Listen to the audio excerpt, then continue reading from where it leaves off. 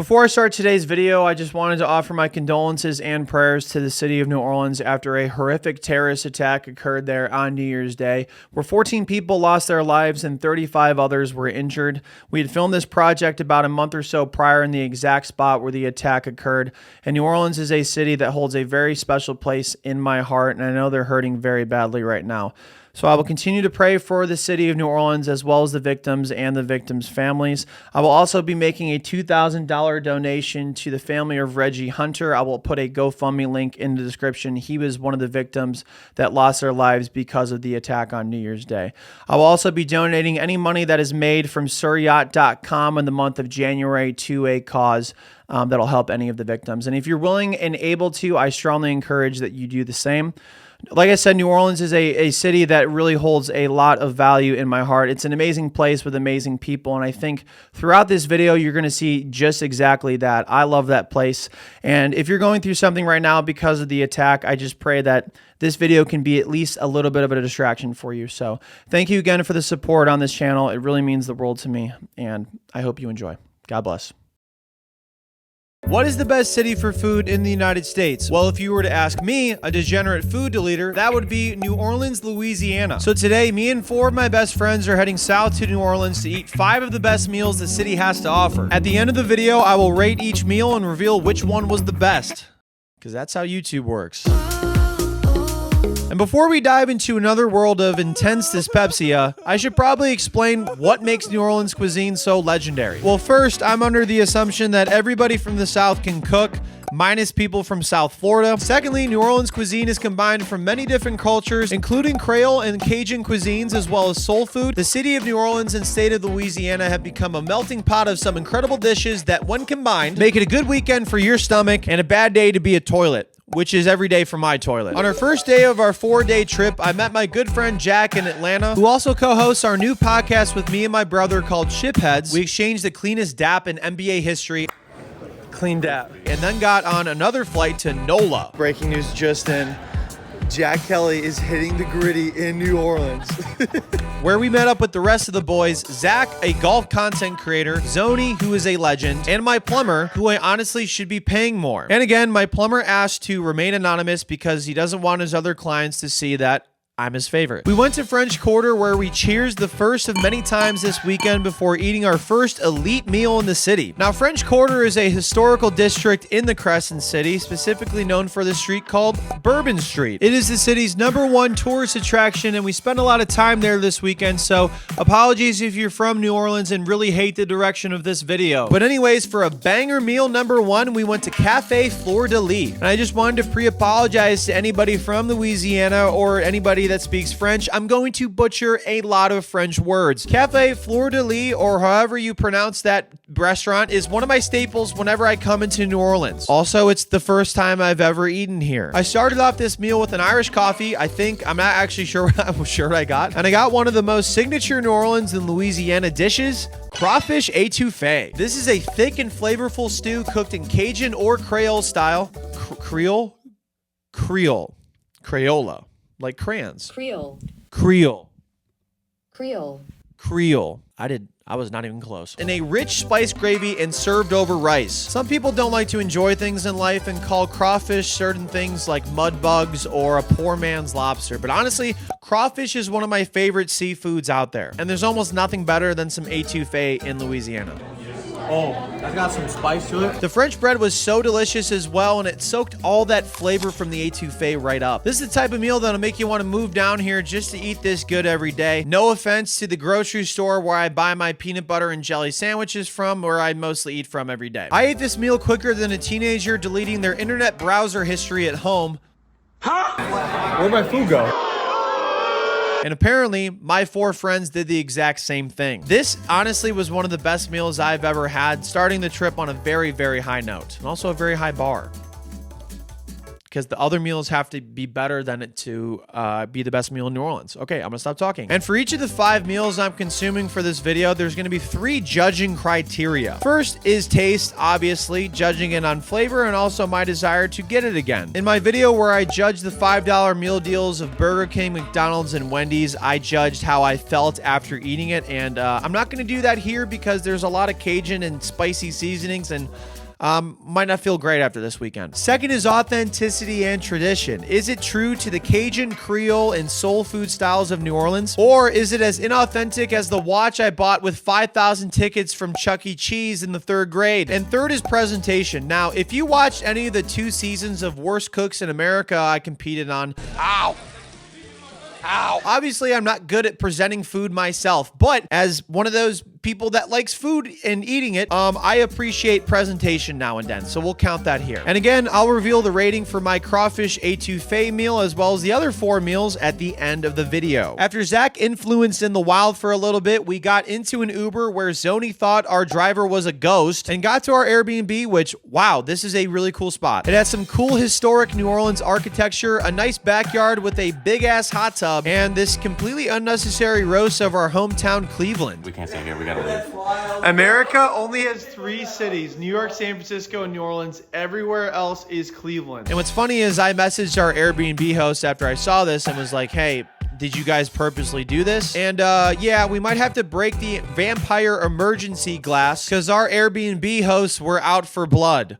Did you get it? Because like vampires and blood. That brings up the real reason why we came down to New Orleans this weekend. It's because our Cleveland Browns play the New Orleans Saints here. They do this once every 8 years in New Orleans. So we thought, hey, why don't we make a fun weekend trip out of it and also eat some good food at the same time? Zach, Jack, Joey, and my plumber played a game to see what rooms they would get. And after getting the zoomies for a little bit myself, we all took naps after early morning flights and a banger meal at Cafe Fleur de Lis.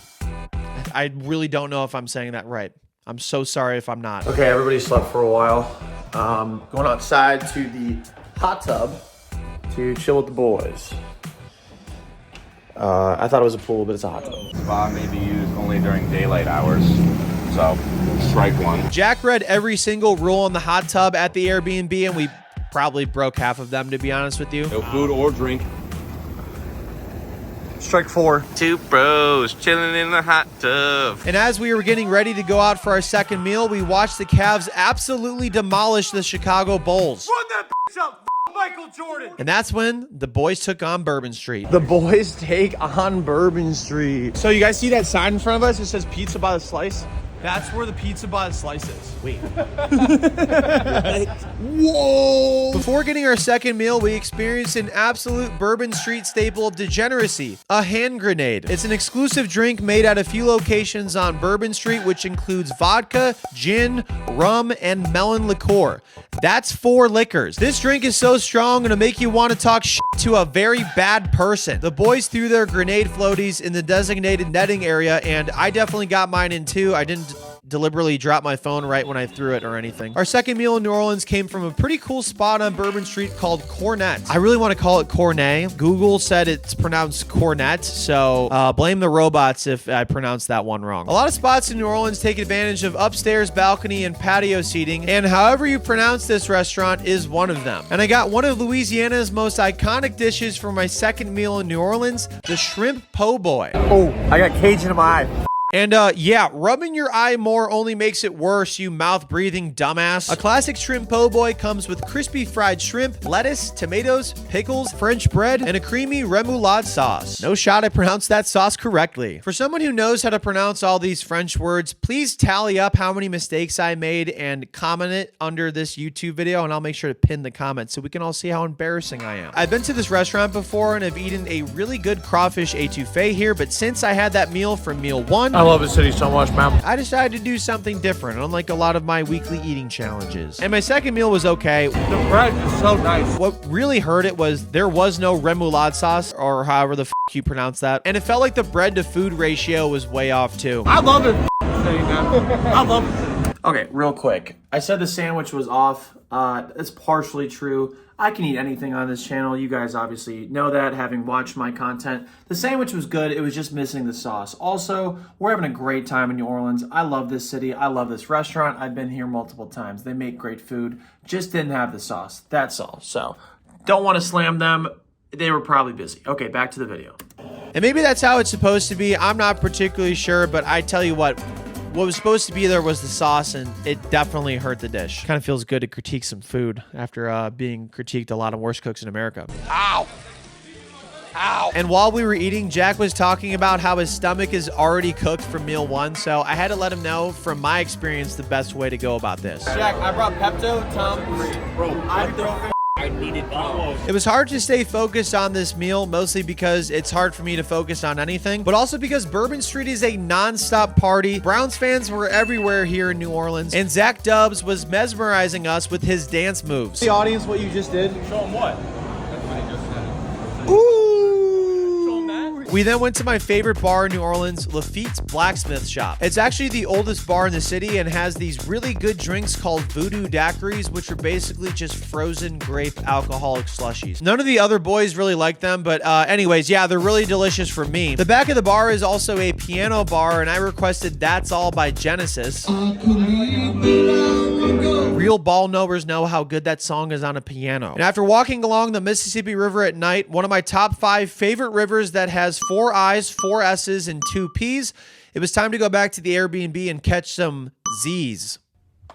There's some alphabet humor right there, baby. Day 2 of 4 in New Orleans started at approximately 1 p.m. Take care of your hairline, gentlemen. because we were all out very late and slept in very late. Yesterday was a great start to the weekend, and we wanted to continue that energy into day 2 and the rest of the weekend. And this is so funny because this video has literally no plot, so it just feels like I'm doing a confessional on Jersey Shore. We got into an Uber to our 3rd meal in New Orleans, and maybe the most iconic spot in all the city. And if you're from New Orleans and want to debate with me whether or not this is actually the most iconic spot in the city, just remember you're trying to debate with somebody who calls themselves a professional dumbass. Café du Monde, the oldest and most iconic beignet shop in the entire city of New Orleans. And you might be asking, hey Joey, what is a beignet?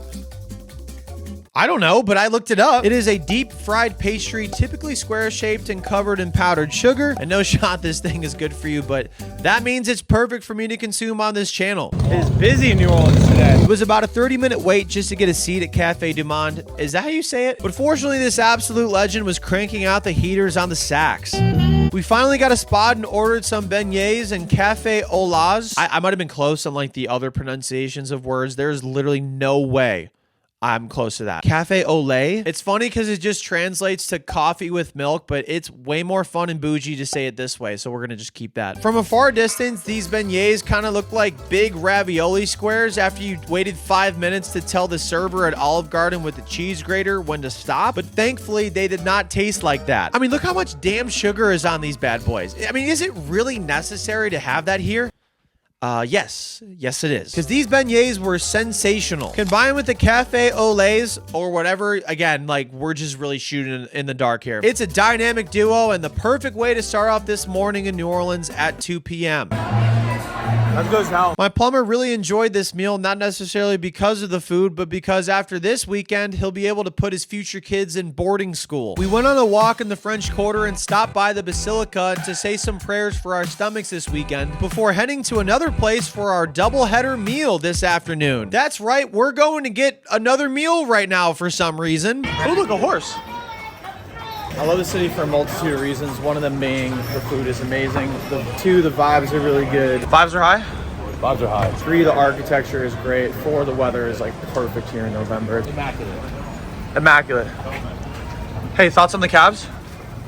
14-0, baby. That's a good thought. Side note, at the time of filming this video, the Cavs were 14-0, and I just want to thank God that they exist right now because the Browns are absolutely terrible, and tomorrow's game might also be terrible for us. Hey everyone, it's me here from the future. It was fucking terrible. I can't believe meal 4 is already here, but anyways, the boys and I went to a spot called... I actually don't remember what the spot was called, but it was a pretty cool spot regardless. Dubs, I think your drink is on fire. Dude, Let me put it out.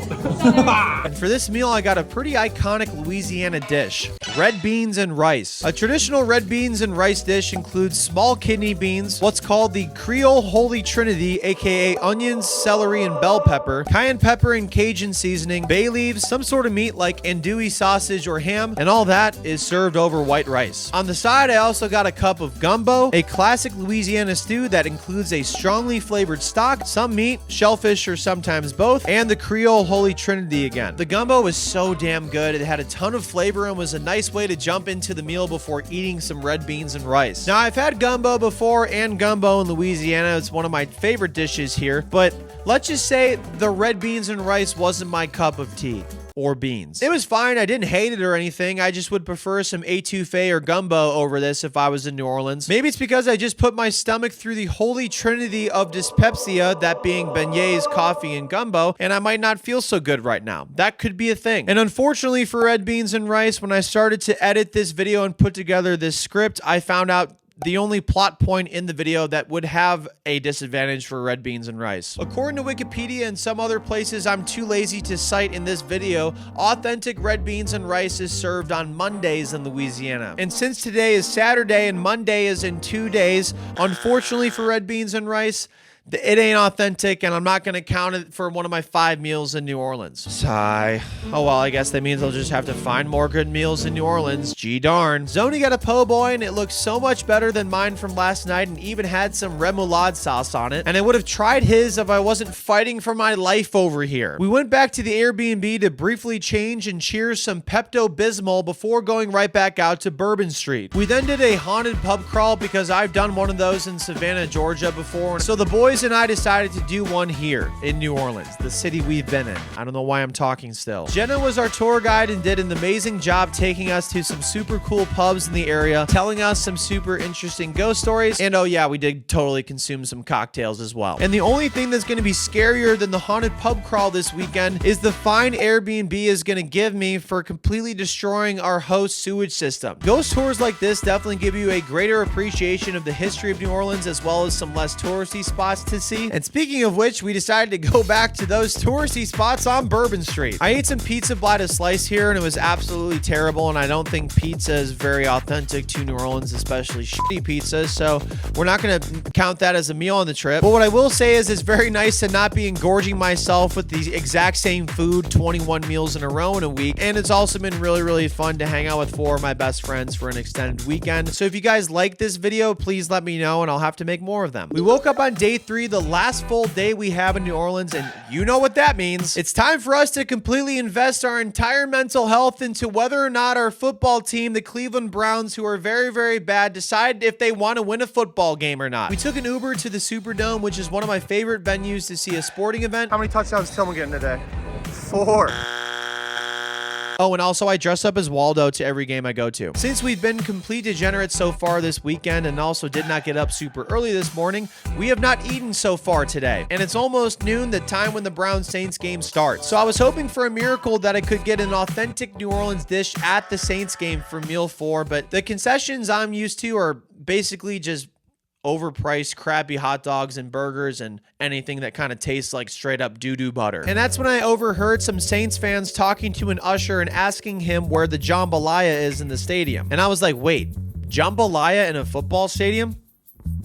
All right, let's see how it goes. My thought process here was New Orleans is home to a lot of good food, and people here eat really well. So if they're actively seeking out jambalaya in a football stadium, I'm going to go with my gut and trust them. And boy, did it pay off. For those who don't know, jambalaya is a classic Louisiana and savory rice dish fused from African, French, and Spanish influences, including andouille sausage, chicken or seafood, the Creole holy trinity of vegetables, chicken or seafood stock, crushed tomatoes, and topped with a bunch of Cajun or Creole seasoning blends. And is it weird for me to say that one of my favorite dishes ever in New Orleans is jambalaya from Caesar's Superdome? I feel like that would be weird for somebody else, but not for me. That feels like a very on-brand thing for me to say. I don't know, man, but if you go to a Saints game sometime, I promise you, you have to check out the jambalaya. You're gonna love it unless you really hate things that taste good. We had a great time at the Browns Saints game. The vibes were absolutely immaculate for a lot of it, but the Browns did get absolutely whooped by New Orleans, and I was simultaneously not having a fun time too. I should probably find some hobbies maybe instead of investing all my mental health into this team. But I tried looking at the positives here, like going to a destination football game for my team with 4 of my best friends. And the whole trip is possible because of the sponsor of today's video, TickPick, which is my favorite place to get tickets for any sporting event. And TickPick is a cool sponsor to work with because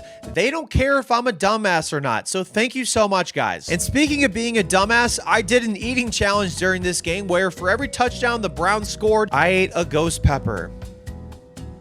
Yeah, it didn't end up well. I'm eating a ghost pepper for every touchdown the Browns score versus the Saints. As I almost threw up from the spice. And if you've never consumed a ghost pepper, good. Let's keep it that way. I had 2 ghost peppers for the 2 touchdowns the Browns scored. Well, one of them I kept down, the other one I almost threw up. And my plumber was encouraging me to eat more because he heard boarding school can be very expensive. But anyway, the jambalaya was very good. It's actually unbelievable. This is really good jambalaya. And I survived ghost peppers and also the Cleveland Browns, which is great because I have one more meal to eat to complete the 5 meals I've eaten here. After the game, we walked through the crowd of Saints and Browns fans to the sound of marching bands and complete indigestion before heading to an iconic seafood restaurant in New Orleans. We are walking to dinner right now, overcoming our depression from the Browns loss.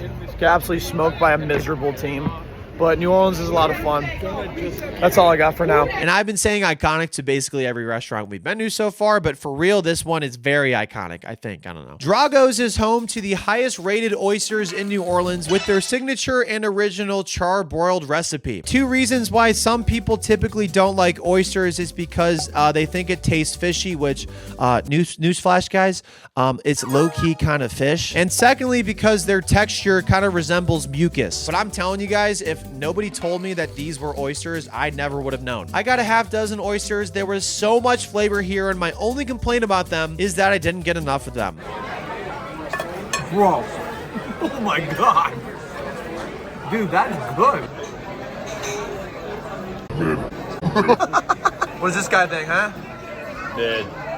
Liars. Really good. Liars. Really good. Go to Drago's, get the charbroiled oysters. I can't say that word, but I'm going to keep continuing like I can. Charbroiled oysters, and make sure you get a shit ton of them. I also got a crawfish sampler plate of crawfish étouffée, crawfish cakes, and crawfish mac and cheese. Crawfish. I love crawfish. Which doesn't count as a new meal, but does count against me and my fight against dyspepsia. If you moved your business down here, you would be a billionaire. Like if I ate this kind of food all the time,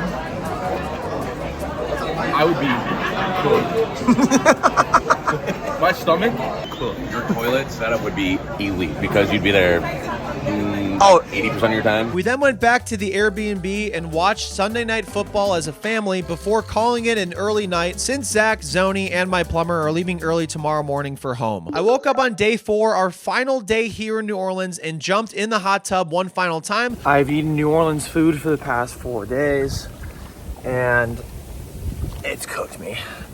And I'm ready to get back to Ohio and maybe eat some normal food for a bit before I do another gum eating challenge. Before having a bonus meal back at Cafe Fleur de Lis, where we started this trip. And again, for anybody that works at Cafe Fleur de Lis, if I messed it up, I am so sorry. Jack and I went there and met up with my friend Maddie, who covers Tulane football and the Saints as well. And I got shrimp and grits, which isn't necessarily a native dish to Louisiana, but it is one of my favorite dishes to eat. And I want to eat something good, so I'm going to. And then Jack and I headed back to Cleveland later that afternoon. And now, here are the rankings for the top 5 meals I got while being in New Orleans. Disqualified for performance-enhancing substances was the red beans and rice dish from the restaurant that I honestly have no clue what it was called. I ate that dish on a Saturday, and unfortunately, it is only authentic on Mondays, according to Wikipedia. So number 5 was the shrimp po' boy I got at Cornet with a score of 6.82 out of 10. Maybe the remoulade sauce, or however you pronounce that word, would have taken it over the top, but this has always been one of my favorite spots in New New Orleans, so I will for sure go back to get a banger meal next time. Number 4 were the beignets from Cafe du Monde. I've had better beignets in the state of Louisiana, to be quite honest with you, but these were still pretty solid, and they were about as authentic to Louisiana as you can possibly get. The presentation was a little rushed, but again, I was on Worst Cooks in America, so I don't really give a shit. Number 3 were the Charbroiled oysters from Drago's. Not incredibly unique to Louisiana, minus Drago's unique recipe, but man, those freaking oysters were up there with some of the best foods I've ever had in the city and just in general in life while living. And this is crazy to say, but the runner-up for my favorite food while being in New Orleans this past weekend was the Jambalaya from the New Orleans Saints game. I can already see the slander I'm gonna get from people questioning my sanity of saying the second best meal I've had this weekend was from a freaking football game. But guys, I am serious. It is really, really good. I also went a little lenient on presentation for this Jambalaya because it was basically in a to-go container from a football game. And that means the number 1 best meal I had in New Orleans this past weekend goes to the Crawfish étouffée I had to start this trip off at Cafe Fleur de Lis. I have barely any notes on anything with this dish. Honestly, I would have given it a perfect score, but I just feel really weird about giving anything a perfect score. I don't know if I've ever had a perfect dish, but if I did, it would be from this place. Just want to thank everybody for watching this video. This trip with 4 of my best friends is something I will never forget and I will always cherish. And I will always remember my time in New Orleans between eating some really great food, mispronouncing a lot of French words, watching the Browns get absolutely destroyed by the Saints, and decimating the entire city's sewage system together as a functioning offense and family. I know what I like, baby, I like you. Miss American Pie with the high Q. Oh my, I do. Just fly right through. We'll get high as a kite in the afternoon. Breaking news. We found some wild swamp creatures coming down the escalator at the Louisiana airport. Someone needs to come take these gators back to the swamp.